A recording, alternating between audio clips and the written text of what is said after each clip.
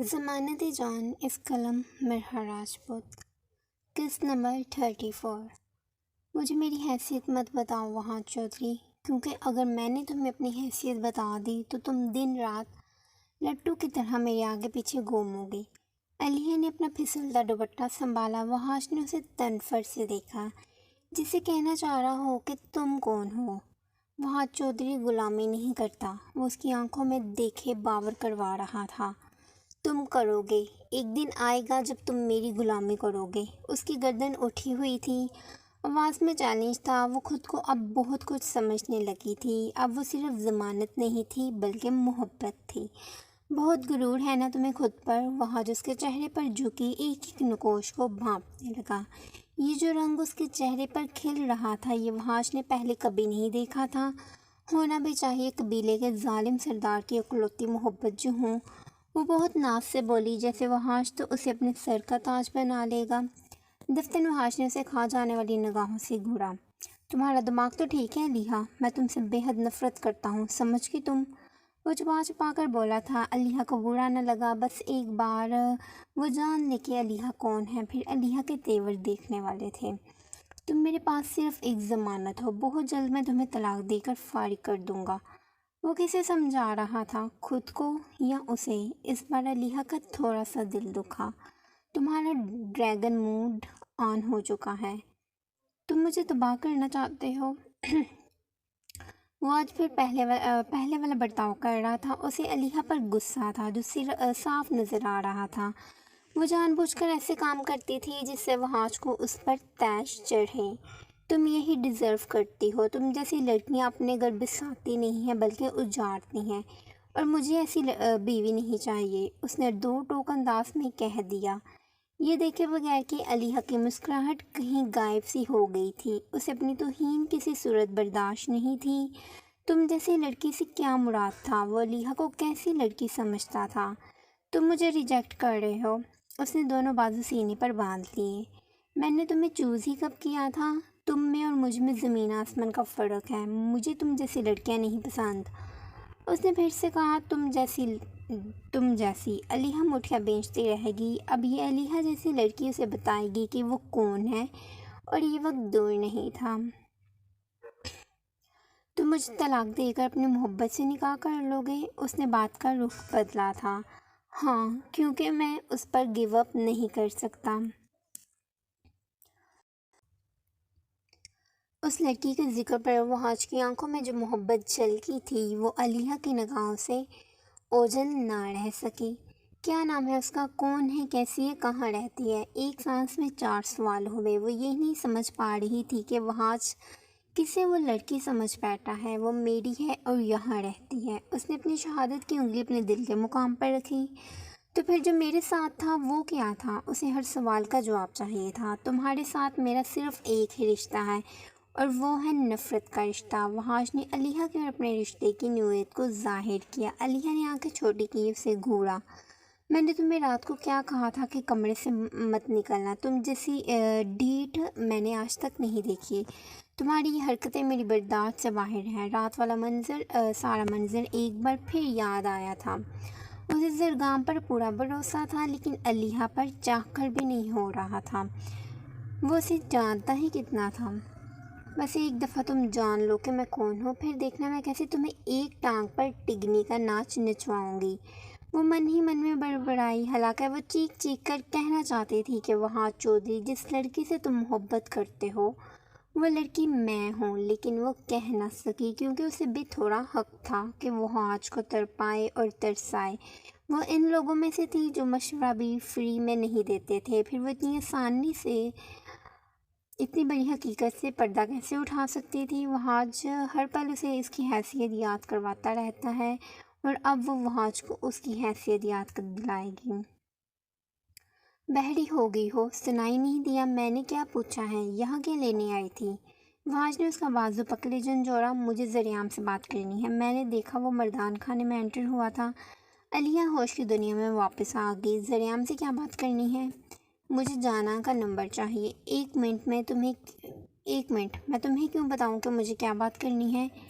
میرے خیال سے ہمیں ایک دوسرے کے پرسنل میں انٹرفیئر نہیں کرنا چاہیے۔ وہ آگے بڑھ گئی تو وحاش نے دوبارہ سے اسے کھینچے اپنے سامنے کھڑا کیا۔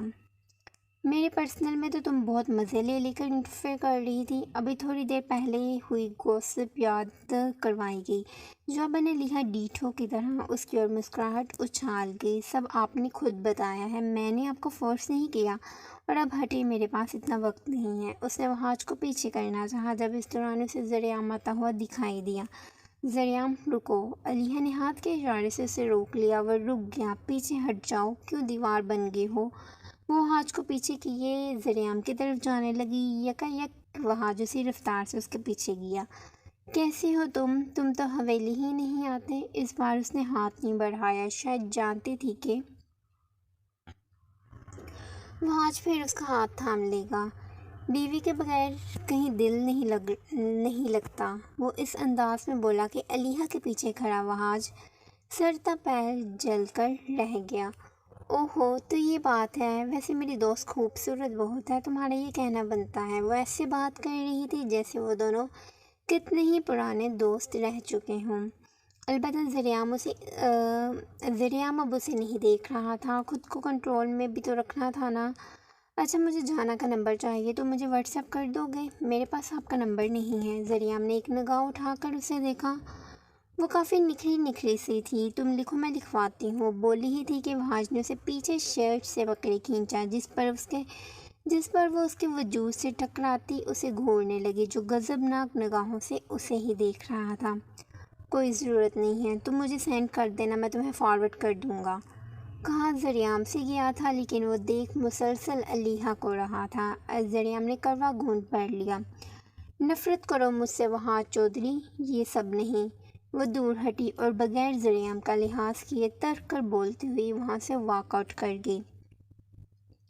پیچھے وہ دونوں اب ایک دوسرے کے روبرو کھڑے تھے۔ وحاش کا دل چاہا اس کا گلا دبا کر قصہ ہی ختم کر دے۔ مجھے وہ ہر قیمت پر چاہیے، وحاش نے بغیر تمہید باندھے بات کا آغاز کیا۔ ذریعہ سمجھ گیا وہ کس کی بات کر رہا ہے۔ کیا اسے جانا اب بھی چاہیے؟ اور ذریعہ، کیا اسے علیحہ نہیں چاہیے؟ وہ اب میری بیوی ہے، وہ بہت حق سے بولا۔ وحاش نے دانت پیس لیے، ورنہ اسے کچا چبا جاتا۔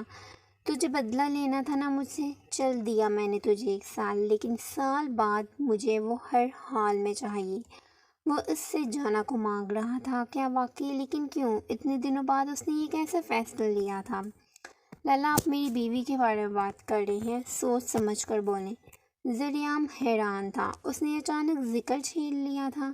وہ تیری بیوی نہیں، وہ میری محبت ہے، جسے تو نے اپنا بدلہ لینے کے لیے استعمال کیا۔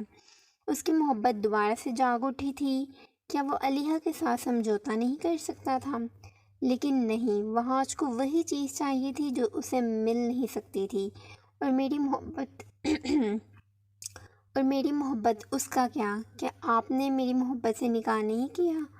وہ بغیر جھول کے سیدھی بات کر رہے تھے۔ وہ نکاح نہیں، ایک کانٹریکٹ ہے جس کی مدت سال بعد طلاق کی صورت میں ختم ہو جائے گی۔ وہ اسے آسان لفظوں میں سمجھا دینا چاہتا تھا کہ اسے علیحہ نہیں جانا چاہیے، اور کسی بھی قیمت پر چاہیے۔ اچھا تھا کہ ان کا نکاح خفیہ تھا۔ میں تجھے تیری محبوبہ دوں گا، تم مجھے میری محبوبہ لوٹائے گا۔ وہ فیصلہ کر چکا تھا۔ ذریعہ کو لگا اس کا دماغ ہل گیا ہے، اور اس دوران اگر مجھ سے کوئی گستاخی ہو گئی تو۔ ایک پل میں ذریعہ نے اس کا شریانوں میں دوڑتا خون جلا کر راکھ کر دیا۔ تو میں تجھے اپنے ان ہاتھوں سے خود موت کے گھاٹ اتاروں گا۔ وہ اپنی زبان کا پکا تھا۔ ذریعہ اس وقت اس کی بات پر نظر ثانی نہ کر سکا، حالانکہ وہ ڈیل کر سکتے تھے، اور ذریعہ بھی تو یہی چاہتا تھا کہ جیسے ہی ان کی طلاق ہو، وہ جانا کی حقیقت سب پر عیاں کر دے۔ صبح سے دوپہر ہونے والی تھی۔ وہ ابھی تک صدمے میں تھی۔ دماغ تھا کہ سوچوں میں دب کر رہ گیا تھا۔ دل چاہا تھا چیخ چیخ کر روئے، مگر آنسو حلق کا کانٹا بن چکے تھے۔ اس نے ارمان سے کچھ نہیں پوچھا تھا، کیونکہ جس قدر دھچکا اسے مل چکا تھا اس کی زبان اب کچھ بھی بولنے سے مفلوج تھی۔ یہ شخص اسے کتنے دکھ دے گا۔ اس نے کہا کہ مائسا، میں نے تمہارے لیے اپنا جنون چھوڑ دیا۔ لیکن وہ تو مائسا کو ہی چھوڑ گیا۔ اس نے کہا کہ میں نے بادشاہت چھوڑ دی، اور مائسا نے یقین کر لیا۔ جو پانی بھی اسمیل کیے بغیر نہیں پیتی تھی، وہ ایک ہی شخص پر کیسے بار بار اندھا یقین کر سکتی تھی؟ وہ کتنی بار دھوکہ کھا چکی تھی۔ جلد ہی حرمان بھی اٹھ چکا تھا۔ مائسا نے کوئی بات نہ کی، ناشتہ نہ کیا، بس زبان پر جو لفظ تھا وہ یہ تھا کہ گھر چلیں۔ حرمان کو اس کا رویہ تھوڑا عجیب لگا تھا، لیکن وہ یہ سوچ کر مطمئن ہو گیا کہ کتنے سالوں بعد اس نے حرمان کی قربت محسوس کی تھی۔ شاید یہ اسی کا خمار تھا۔ سفر بھی خاموشی میں گزرا۔ اس دوران وہ کتنے ہی آنسو اندر ہی اندر پیتی گئی۔ اس کی آنکھیں اب سرخ ہونے لگی تھیں۔ گاڑی سے اترے وہ اندر بڑھی۔ حرمان اس کے پیچھے گیا، اس کا بازو پکڑ کر روکتے پیشانی پر بوسہ چھوڑا۔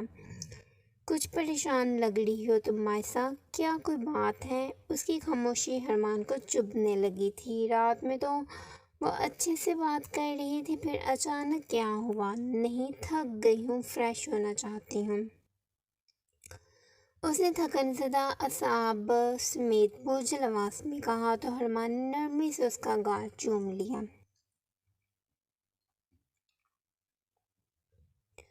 ٹھیک ہے، تم فریش ہو لو، پھر تھوڑا آرام کر لینا، نیند بھی پوری نہیں ہوئی تمہاری۔ وہ اس کا گال سہلائے ہوئے بولا۔ مائسا مخ اس بات میں سر ہلاتی اپنے کمرے کا رخ کر گئی، آنکھوں میں قید جو آنسو کا سیلاب تھا۔ اسے بھی تو بہنے دینا تھا نا۔ وہ کمرے میں آئی تو ارمان روم میں نہیں تھا۔ یقیناً میڈ نے اسے ریڈی کر کے اسکول بھیج دیا تھا۔ وہ ارمان کو پہلے ہی سمجھا چکی تھی کہ اس کے بابا کے برتھ ڈے ہے، تو ارمان ضد مت کرے۔ اس نے نہیں کی، وہ چپ چاپ اسکول چلا گیا۔ سرپرائز تو وہ اسے دینے گئی تھی، لیکن خود سرپرائزڈ ہو کر آ گئی تھی۔ وہ بیڈ پر گرنے والے انداز میں لیٹی اور کشن میں منہ دیے زور و وقار رونے لگی۔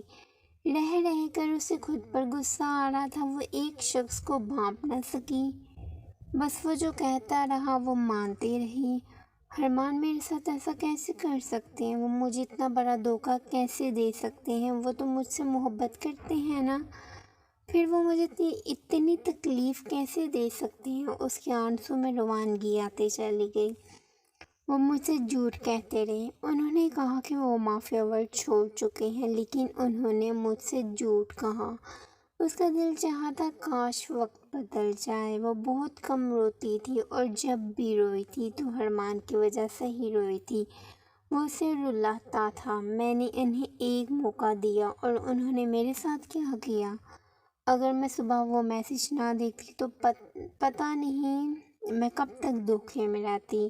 حرمان نے ایسا کیوں کیا؟ وہ کیوں گناہوں کی کالی دنیا کو چھوڑنا نہیں چاہتے؟ مجھے سب نے کہا، مجھے خزان بھائی نے کہا کہ وہ مافیا ورلڈ چھوڑ چکا ہے۔ انہوں نے سب سے جھوٹ کہا۔ مجھے یمنا نے بھی کہا تھا کہ وہ مافیا کنگ ہے اور یمنا مافیا کوئین۔ میں کیوں نہ سمجھ سکی؟ وہ اٹھی اور بے دردی سے اپنے گال پر بہتے آنسو صاف کرنے لگی۔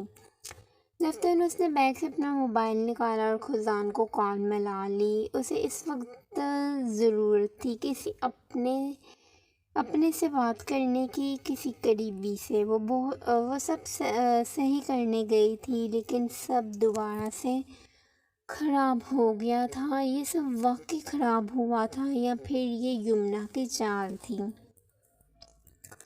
سویٹ ہارٹ، کیا کر رہی ہو؟ اس وقت وہ گاڑی میں بیٹھا تھا۔ گود میں رکھے لیپ ٹاپ پر کاٹیج کی فوٹیج پلے تھی۔ وہ جانا کہ پل پل پر نظر رکھے ہوئے تھا۔ وہ بہت محتاط تھی، کوئی غلطی نہیں کر رہی تھی۔ کاٹیج میں بالکل وہ ایک وکٹم کی طرح رہ رہی تھی۔ اس کی ریونج سائیڈ غلطی سے بھی زریعہ کو نہ دکھ سکی۔ تم سے مطلب میں جو بھی کروں؟ وہ بیڈ پر بیٹھی نیل پینٹ لگانے میں مصروف تھی، موبائل اسپیکر پر تھا۔ رات کو تم نے اچھا نہیں کیا میرے ساتھ۔ میں نے تمہیں اپنا ارادہ کیا بتایا؟ تم نے تو لاک ہی لگا لیا۔ اس نے رات کا ذکر چھیڑا جب جانا کاٹیج میں آتے ہی اپنے کمرے میں بند ہو گئی تھی۔ زریام نے کتنا دروازہ کھٹکھٹایا تھا مگر اس نے ایک بار بھی نہ کھولا۔ میں تم سے ڈرتی نہیں ہوں زریام چودھری۔ چاہتا تو وہ چابی سے دروازہ کھول سکتا تھا مگر اس نے ایسا نہیں کیا۔ مجھ سے نہیں، تم میری قربت سے ڈرتی ہو جانا ریشم۔ تمہیں ڈر تھا میں حد نہ پار کر دوں، تبھی تم نے مجھے کمرے میں نہیں آنے دیا۔ اس نے جانا کو آئینہ دکھانا چاہا، وہ چھوئے جانے سے ڈرتی تھی مگر اعتراف نہ کیا۔ ہو گئی تمہاری بکواسیاں ابھی بھی باقی ہیں۔ بدتمیزی میں اس کا ریکارڈ کوئی نہیں توڑ سکتا تھا۔ تمیز اور آرام سے کیسے بات کی جاتی ہے یہ اسے معلوم ہی نہیں تھا۔ پر بہت نکل آئے ہیں تمہارے، سوچ رہا ہوں آج رات انہیں اپنے دانتوں سے کتر دوں۔ وہ دیکھ رہا تھا وہ اب بیڈ سے اٹھ کر بغیر دوپٹے کے اپنے بال سمیٹنے لگی تھی۔ سوچنا بھی مت ورنہ میں تمہاری سانسیں پی جاؤں گی زریام۔ وہ ریلیکسڈ نظر آ رہی تھی، حتیٰ جب زریام کاٹیج ہوتا تھا تب وہ اتنی ریلیکسڈ نہیں ہوتی تھی جتنی اب تھی۔ یہی تو میں چاہ رہا ہوں، تم میری سانسیں پی کر اپنی پیاس بجھاؤ اور میں تمہاری۔ اس کے بعد درمیان میں ہی رہ گئی۔ شٹ اپ زریام، میں بیڈ کو آگ لگا دوں گی۔ اس کا چہرہ جذباتی حدت سے سرخ ہوا۔ شوق سے لگاؤ کیونکہ میرے پاس بہت سارے آپشنز ہیں، بیڈ نہیں تو صوفہ صحیح۔ وہ زومائی نے بولا تو جانا نے زج ہو کر اگلے ہی پل رابطہ منقطع کر دیا۔ ظالم عورت! وہ بھی اسے سوچے مسکرا ہی رہا تھا کہ اچانک گاڑی کا دروازہ کھلا اور زریام کا بندہ ایک شخص کی کن پٹی پر گن رکھے اندر داخل ہوا۔ کون ہو تم لوگ اور مجھ سے کیا چاہتے ہو؟ اس بندے کو سمجھ نہیں آ رہی تھی کہ اس کے سر پر گن کیوں تانی گئی ہے۔ آخر اس نے ایسا کیا جرم کر دیا؟ جانا ریشم کے بارے میں کیا جانتے ہو تم؟ زریام نے بغیر پیچھے مڑے فرنٹ مرر سے اس شخص کو دیکھا جو اس کی چیل جیسی آنکھوں کو ہی دیکھ رہا تھا۔ کون جانا ریشم؟ میں کسی جانا ریشم کو نہیں جانتا۔ وہ فوراً مکر گیا۔ زریام نے ڈیش بورڈ پر رکھی لوڈ ہوئی گن اٹھائی اور پیچھے مڑے اس کے دل کے مقام کا نشانہ باندھا۔ وہ جانا ریشم جو تمہیں کل کلب میں ملی تھی، اس کے بارے میں جو بھی تم جانتے ہو بتاؤ جلدی سے، ورنہ ایک گولی سینے پر لگے گی اور دوسری دماغ پر، اور جب دونوں نکارہ ہو جائیں گے تو تمہارا کیا فائدہ؟ زریام نے اسے اپنی سرد برفیلی آنکھوں سے ڈرانے کی کوشش کی۔ وہ شخص پل بھر میں اسے پہچان گیا۔ گن نیچے کرو، میں سب بتاتا ہوں۔ اس کی آواز لرزی۔ صرف سچ سننا چاہتا ہوں میں، زریام نے حکم دیا۔ اس شخص کا حلق تک کڑوا ہوا۔ سچ ہی بتاؤں گا، وہ ہانپ کر بولا تو زریام نے گن کا رخ پیچھے کیا۔ پھر اس نے الف سے لے کر یہ تک ساری معلومات زریام کے گوش گزار دی۔ وہ کب جانا سے ملا، کہاں ملا، وہ کون ہے، وہ کیا کرتی ہے، وہ کس سے تعلق رکھتی ہے، سب کچھ۔ سارا دن یوں ہی گزر گیا۔ وہ ایک لمحے کے لیے بھی اپنے روم میں نہیں گیا تھا اور یہ دیکھ حسینہ تو پھولیں نہیں سنبھال رہی تھی، ان میں ڈوریاں ڈالنی تھی جو ڈل گئی تھیں۔ لیلا، آپ کی زمین کی فائل چاہیے، اگر زمین بیچنی ہے تو اصلی ڈاکومنٹس پر سگنیچر کر دیں۔ زرغام اس کے پاس کھڑا تھا اور کسی فائل کا ہی جائزہ لے رہا تھا۔ وہ آج موبائل میں مصروف تھا۔ اچھا، وہ کمرے میں رکھی ہے، میں لا کر دیتا ہوں۔ ایک آخری میسج کیے وہ زینے چڑھنے لگا۔ علیہ بھی اس کے بعد کمرے سے نہیں نکلی تھی۔ اسے منٹ بعد تجسس ہوتا تھا کہ آخر وہ کمرے میں کر کیا رہی ہے جو باہر نہیں نکل رہی۔ کمرے کے قریب پہنچے، ہولے سے دروازہ کھولے وہ اندر آیا تو اس کی سماعتوں سے ایک نسوانی سی آواز ٹکرائی۔ کمرے میں ملکھجی اندھیرا تھا، بس بالکنی کی لائٹ چل رہی تھی۔ وہ چھن کی آواز بھی وہیں سے آ رہی تھی۔ وہاں کو ایک سیکنڈ لگا تھا سب سمجھنے میں۔